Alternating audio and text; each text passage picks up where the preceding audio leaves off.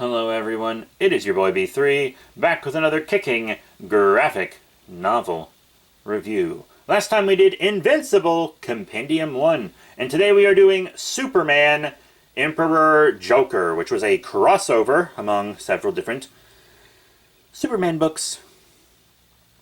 I'm going to read you the back of the book real quick. It's the Joker's world.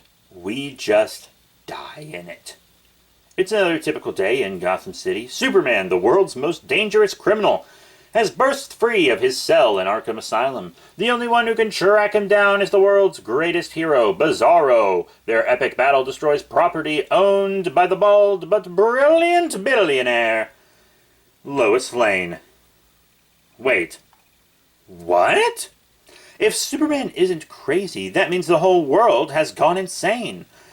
And only one man can be responsible. Somehow Batman's greatest nemesis, the Joker, has received the power to reshape reality to his own mad whims. The world now is defined by chaos and death, and there's absolutely nothing anyone can do about it. It's impossible to defeat a god. Unfortunately, someone forgets to tell that to Superman. Armed with nothing but his will, the Man of Steel will put an end to the reign of Emperor Joker, or die trying. Join Jeff Loeb from Superman Batman, Joe Kelly from JLA, and Ed McGuinness from Superman Batman. Also Doug Mahnke from Superman Wonder Woman, and an artist that I really like, even though sometimes the faces on these characters look weird.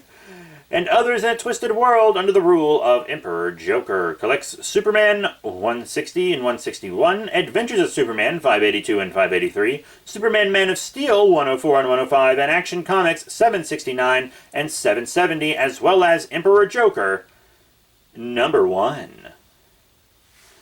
Now this book sounds pretty dope, right? It actually wasn't that dope. I didn't really like it that much.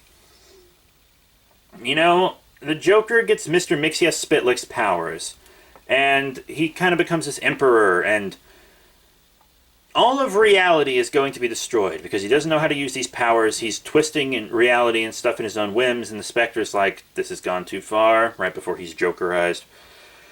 All this crazy stuff's going down. Superman is the only one that can stop it. You'd think, how would you stop the Joker with Mr. Mxyzptlk's powers without someone of equal power? Apparently you can. So Joker only had 99% of Mr. Mxyzptlk's power, but that's still a lot of fifth-dimensional reality warping power, you know? Mr. Mxyzptlk only has 1% and can barely even stay in the reality. It's wild, and it feels like they almost shouldn't even have won. The art is inconsistent throughout, but I give them a pass because it is an event. It's not an event. It's a crossover, right? Which means different artists on different books. So it's okay that every 2 issues has a different art style because it's multiple books across the line with different artists. It's okay.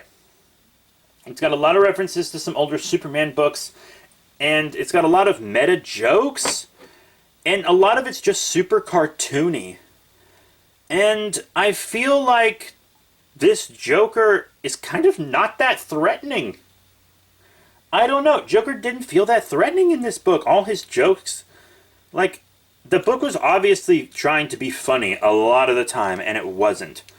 Also, I hate backwards speak Bizarro so much.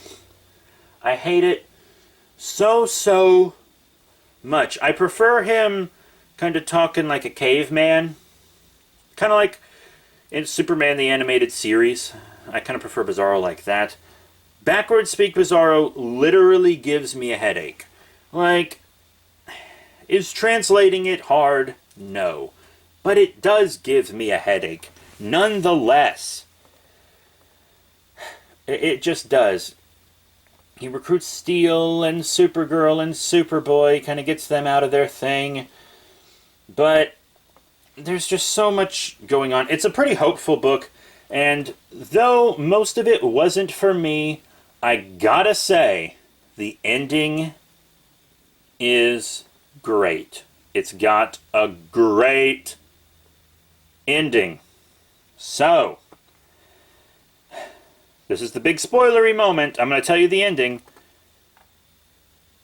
right now, okay? Prepare yourselves. So,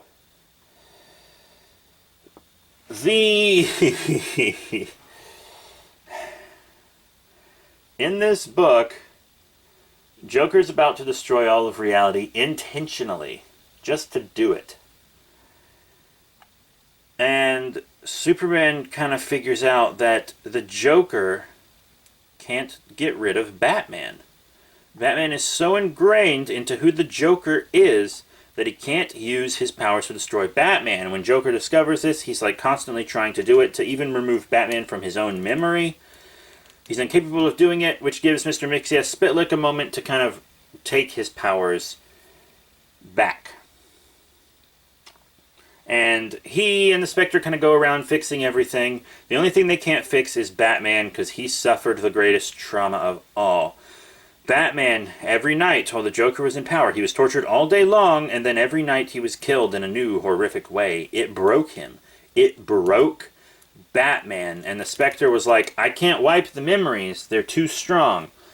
But I can transfer them to someone else. So Superman volunteered to take those horrific memories from Batman and carry them with him in his memory always.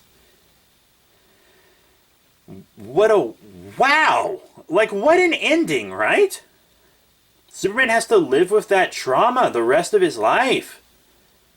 What an incredible deed that only Superman would be capable of.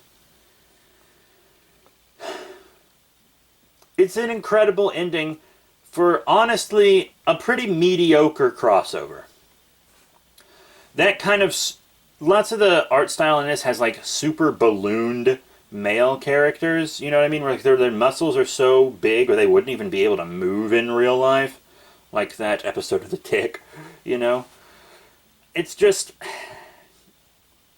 It's kind of disgusting looking, to be honest. I know... It kind of had some charm in, like, Batman Public Enemies, but here it's so weird. I don't know, it feels much weirder here than it normally does for some reason.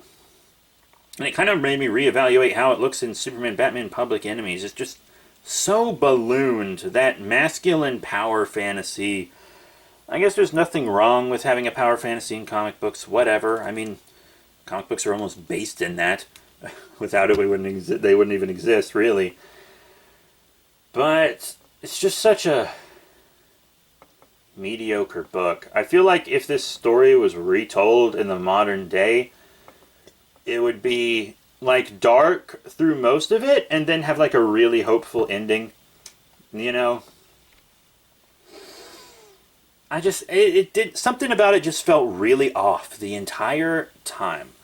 And I couldn't really get behind this book. I actually took multiple breaks while reading it to maybe like watch some 60s Batman or have a snack and stuff, because it couldn't hold my attention that long.